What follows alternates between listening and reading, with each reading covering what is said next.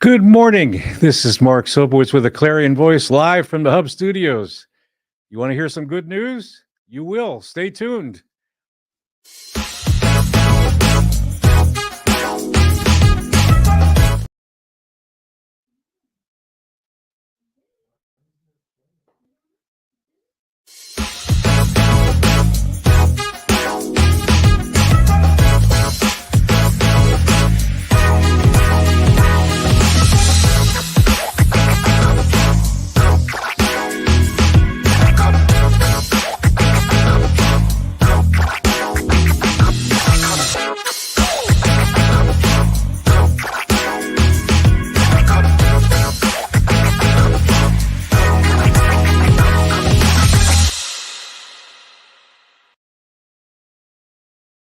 Good morning. This is Mark Sobowitz with a Clarion Voice for Tuesday, October 24th. We hope you're getting through the fog a little bit this morning, but you won't be foggy after this. Trust me. We're going to hear from our guest about her life and the association with the Good News Club. And our guest today is Diana Willis. And Diana, very nice to have you with us. Thank you very much. We hope that people will hear what you have to say and it'll resonate with them in their lives. Thank you. Diana, tell us a little bit about yourself and about your family and your background here in San Luis Obispo County. All right. Well, I was raised in 3 hours north from here in Hayward, California, and I have moved here because my husband came from here. He's grew up in Santa Margarita, went to Tascadero Middle School, high school, and then we met in the Bay Area, and we were going to church together, and we got married and came back here. So I became Mrs. Willis, and then after several years, I think it was I don't know, at least 10 years of being here before I finally made that step to serve in Child Evangelism Fellowship, the Good News Okay. Clubs. Yeah, I'd heard Okay. about it, but I just had never made that step. Yeah. My son was Okay. in second grade when it happened. I have Okay. a daughter and a son and a husband. Yeah. Okay, very good. And your husband, Dr. Daniel Willis, is a prominent chiropractor in Templeton, correct? He's in Tascadero, Dr. Willis Family Chiropractic, and yeah, he's in Tascadero at the Kennedy Club Fitness. I see. Right at the Okay. bottom there. You mentioned the Good News Club, and tell us a little bit about your work with them and what you're doing with the children. Well, growing up, I was not I was not raised in going to church or reading the Bible or knowing anything about Jesus or God. So, but at 34, I think it was, or 36, I came to know the Lord Jesus as my personal Savior. And then when I had my son, he was in second grade when Good News Club came to our school. I didn't know about it, but the director came to my husband's office and he said, "So what do you do for a job?" And she says, "Well, I have Bible clubs in the public schools." And my husband said, "Really? Do you have one at Santa Rosa Elementary?" And she said, "Yes." So he came home, told me about it, and we had been trying to reach the kids with, Jesus, the love of Jesus and the truth of his salvation. But when you're volunteering at school, you really can't say a whole lot.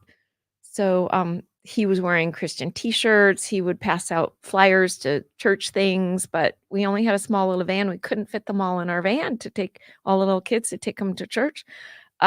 So second grade, when we found out it was at our school, we went. I took my 3-year-old daughter. She came with us, and I wanted to see what they were going to be teaching him.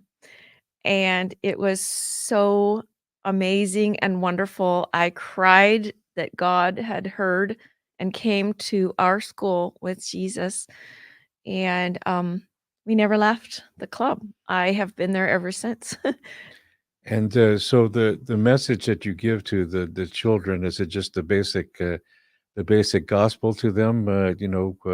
what do you actually, teach? What's your Well, structure? we reach the children who don't regularly attend church, that they aren't driven to church. We also reach those who are going to church regularly. When they sit in club, they get to see all the kids around them who are surrounded, who are Christian or being raised in a Christian home. So they have, they can find their safe friends. They also are taught. We teach a missionary 5-minute missionary story, and every week it's left on a cliffhanger, and the kids are always at the end. They're like, "Ah," because we tell them, "You gotta come back next week to hear the rest of the story." It's usually a story about, this time it's Pete. Can't remember what his last name is, but it's usually where, a child, we watch their childhood, and they were without the Lord, and then you see, this progression of the story where they come to know the Lord, and then what God does in their lives. So it's a wonderful way for the kids to see a real applicable story. And then we also do, fun songs, salvation message songs, memory verse songs with hand motions. They're fun songs, and so kids love that part of the club. And then Bible story. We do a 15-minute Bible story. We have our little visuals that we have our Bible open, and then we tell the story using these bright colored visuals. Um, and we play a game so that they can really understand the memory verse and or memorize it, and we teach the memory verse, all the what's the meaning of it, how does it personally apply to them. We serve snacks, we do what else they earn prizes. That's a huge part. They're little prizes, but they just love these little things. um and I think that's it. Okay. What age group do you actually do the club with? I mean, is it like in the lower grades, or is it what ages are we talking about as far as who you're ministering to? Yeah, we reach pre-K all the way up to, if the school goes to 6th grade, then we have 6th graders. Most of the schools now are just 5th grade. I Yeah. see. So this Yeah. is within the county then, the elementary schools primarily then? Well, it's in elementary school, public elementary schools, and it's all over the world. But our office in Atascadero, we cover all of the Central Coast, including there's some northern Santa Barbara clubs that we have schools, and we go from, we have a club in Guadalupe all the way down to San Miguel. I see. Yes, Okay. up to Okay. San Miguel. Sorry. And do you find that the kids are receptive to the message? I mean, what kind of response do you get when you're sharing the good news?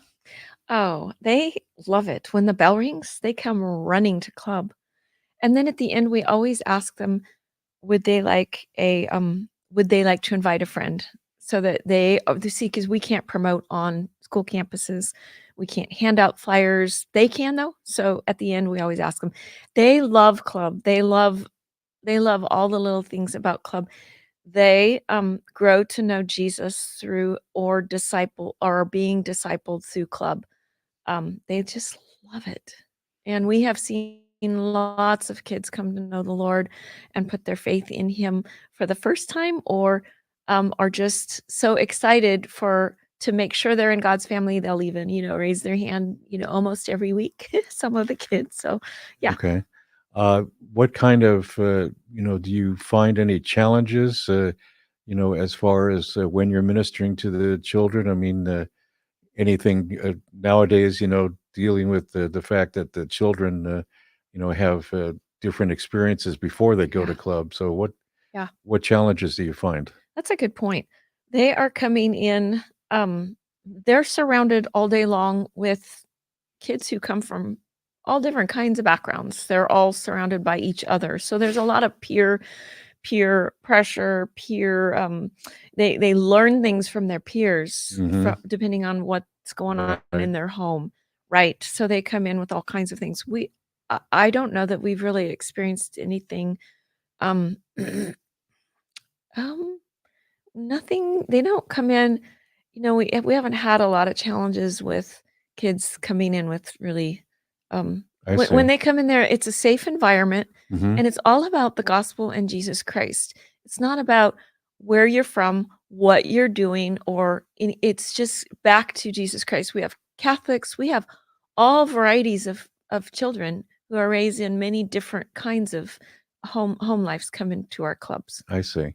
Yeah. Okay. This is one of those rare opportunities where I've heard a person's testimony before they give it on a clarion voice, and I had the opportunity this past Sunday to hear your testimony, and I would like people to hear where you came from. You know what your background is as far as your testimony is concerned. If you wouldn't mind sharing.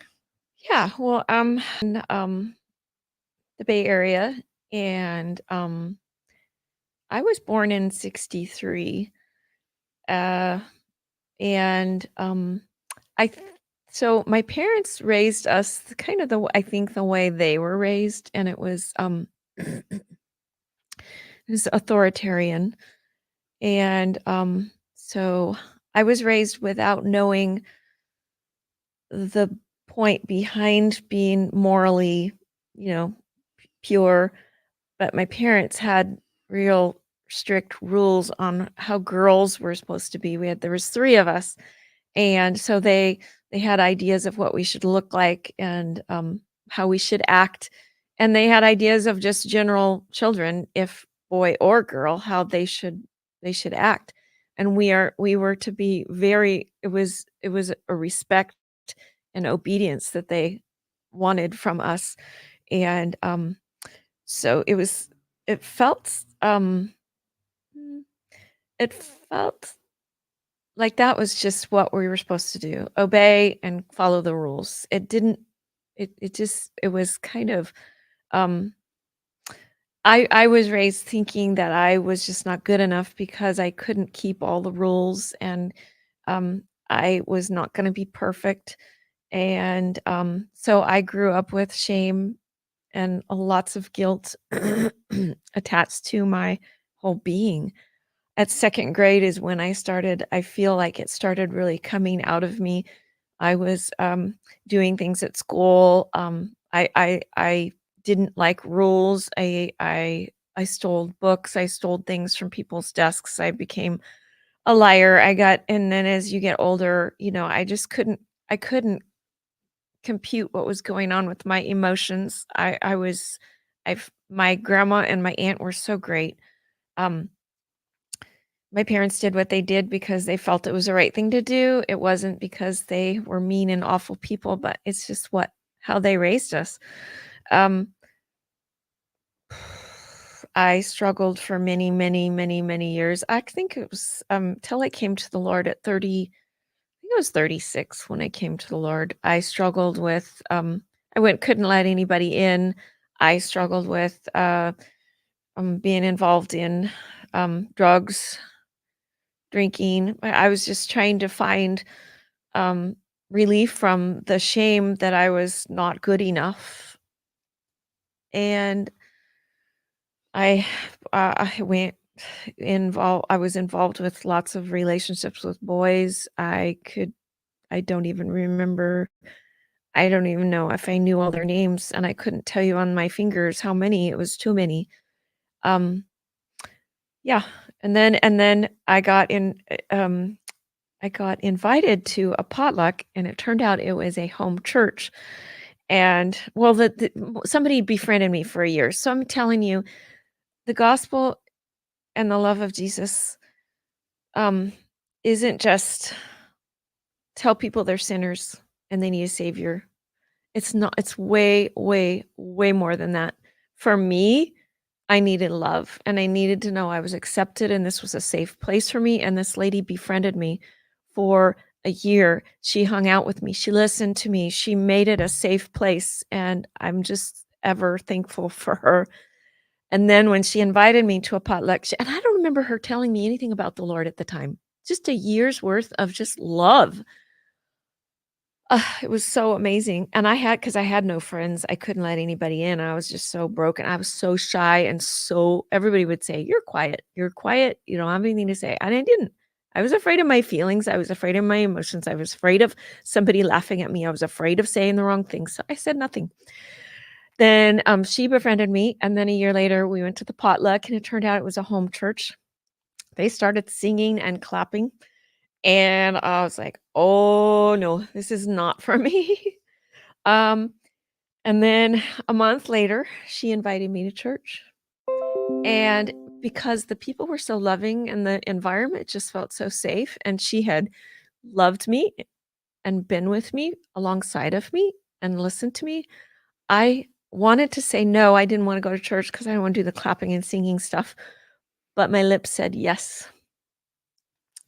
So I went to church, and the lightning didn't strike, the building didn't fall down.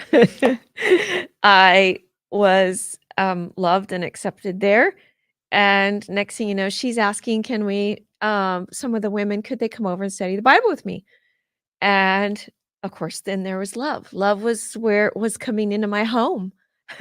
So yes, they came in, and I don't remember if it was once a week or more than once a week. But they had this protocol how they taught you the whole salvation message, and eventually I got to the place where it was the fruit of the spirit versus the fruit of the flesh, and I saw the great things about the fruit of the spirit and what God had to offer and what I could have. And then I saw the fruit of the flesh, which was everything I was currently living in and had been living in, and I wanted the fruit of the spirit. So they said that, confess, you can see all of these and see where the fruit of the flesh is in your life and what you feel like you have participated in or have chosen that was falling under that fruit of the flesh, and confess it to the Lord. Mhm. So I confessed my sin before actually personally knowing him, which was interesting. I just thought about that. And then so I confessed everything. I had remembered all the abortions I had had, all the sexual relationships, all kinds of stuff I confessed to the Lord. And then one night we were babysitting. I was upstairs in a room. They told me, the one lady told me about Jesus Christ and his death on the cross and what he did and how torturous his death was. And it was for me. I'm the responsible because of my sin for him, what he did. And I cried that if somebody knew all of those things that had happened to me and all of those things I had done, and yet loved me and wanted me so much that he gave his life for me, I couldn't believe it. I cried. I cried. um, and then I accepted Jesus Christ's death on the cross and his love for me, and that he didn't stay dead, he rose from the dead, and that he is saving a place in heaven for me, and he wants to come in and live in my life. So the next thing you know, I'm baptized in a hot tub. I remember the shirt I was wearing. It was, oh gosh, now I can't remember. Uh, oof. It was a technology shirt, but it was something to do with salvation, newness or something. And yeah, I was baptized in the hot tub, and my life has never been the same. I began telling everybody about the Lord Jesus. I went around telling everybody, I have a personal relationship with Jesus. Do you know Jesus? Um, and my life had a purpose and a meaning, and I was accepted and I was loved. And there's a song by Heatwave. It says, always and forever back then. Yes. Well, it was my always and forever love that I had been searching for all of my life. All the things I had done and tried to find that now was in my relationship with the Lord. Now is where I went forward in always and forever love that I had searched for. Wow. Yeah, I still get chills I know. hearing that, but because it's interesting that you mentioned the word love, and I think that we talk about relationships, and developing a relationship, and you had one with the woman who led you eventually, but I think people forget the fact that you have to love your neighbor as you would love yourself, and I think that to me that resonates, with me, that you get that acceptance because you love the person for who they are, not what you think they are. And Yeah. I believe that that's what you have felt. Is that an accurate assumption then? Yes. Okay, Yeah. I mean, I think we do absolutely need to share the gospel. sure. I mean, it's the most important thing, people to receive Christ, but and you're called many people are called to different things. Like we go out to the community events and we share Good News Club's child evangelism fellowship. We go out to community events. We rent booth space and Okay, we share Jesus. That's the first thing we do is we share his plan of salvation through the gospel bracelets because we don't know if we'll ever see these people again. sure. It's the moment in time where this is the most important thing they're going to hear. So Right, and it's in love though. It's not a rote, we share this with you, you receive Christ or you're going to hell thing. It's absolutely in love, but it's not where we've had months of spending time with these people. It's a moment in time. right. Yeah. Understood. With the Good News Club, when you're sharing, the word with the children, are you trying to, sort of communicate to them what you didn't have? That's wow. That's a good connection right there. Absolutely feel like I get to share the love of Jesus and the truth of his purpose and plan for them that I never had growing up. I was lost and you're hopeless and you have things at home you can't control. It's where Right, you are. You don't get to right, choose your parents. They don't get to choose you. It's where you are. And right. now I get to have that opportunity. Good Mm. for you. If somebody wanted to volunteer as far as being a part of the Good News Club and your ministry, do they get in contact with you, or is there a website for the Good News Club that people could go to get more information? Yes, either or. I'm our website is cefslo.org, Okay, and that's where they could look at more information about it and to see all the ministries we do, and that's where they can put their name and information, and we would contact them. I'm the one who contacts. The other option is you could reach me. Um, how would I do that? do you have? How would you prefer people to contact you? Well, um, hmm, you could email me, probably Okay, would be best. Willis, D as in Diana, the number 4 at gmail.com. okay, That's me. okay. So it's Willis, letter D, number 4 at gmail.com to get in Yes. contact with you directly. Yes. And then the Good News Club, say the website again. cefslo.org. Okay, Yeah. very good. Yeah. Well, folks, I think you got the good news today. Uh, and so I hope that if you have a child that would be interested in participating in the Good News Club, get in contact with Diana, and she will be glad to tell you all about the Good News Club. And I sincerely hope that today you take the time to love your neighbor. I can't say it any more distinctly than that. Yeah. Just love your neighbor.